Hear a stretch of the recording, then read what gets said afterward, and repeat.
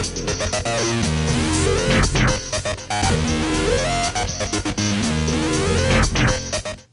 next group of buttons I want to talk about inside the main toolbar here allow us to control our transformation widgets. So I'm just going to demonstrate this here inside of a new additive level. Let me go ahead and maximize the viewport. And if I select the red builder brush, we see the translation widget available right here in the center of the brush. And this allows us to move the object around. I can move it along the x-axis, which is red, the y-axis, which is green, or the z-axis, which is blue and allows us to move up and down. I can also move along two separate axes at the same time if I select the little planes in between each one of those arrows. Now, up here inside the main toolbar, I can jump between the different transformation widgets available. So what you see there is the translation widget. We can switch over to rotation mode as well, and then we get 3 axes about which we can rotate the object. So here's rotating in X, here's rotating in Y, and here's rotating in Z.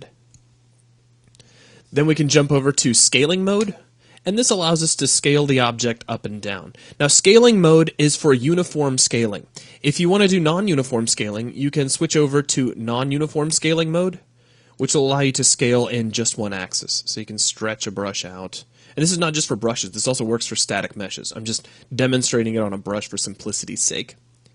Now, on the far left-hand side, you also have selection mode. And what this does is this makes it so that objects cannot be translated, rotated, or scaled. It's just kind of a way to keep you from accidentally nudging something. So it's kind of a way to turn off those transformation widgets so that you don't accidentally change anything.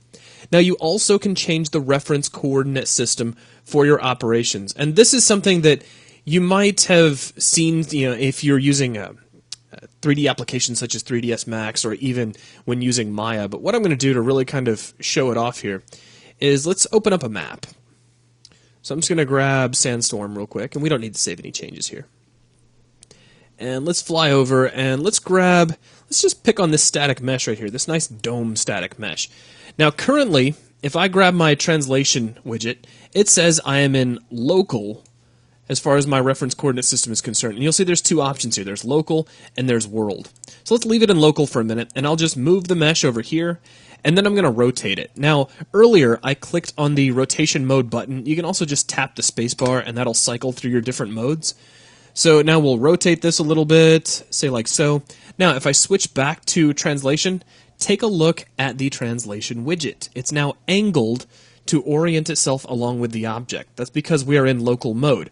If I switch the reference coordinate system over to world, that widget will align itself with the world coordinates. So if we want to keep moving it in world space, we can choose world. However, if we want to kind of slide it along its own rotation, switch over to local, and we can do that. So that's a quick look at our transformation options here inside the main toolbar, and that will wrap up this video. We'll be right back.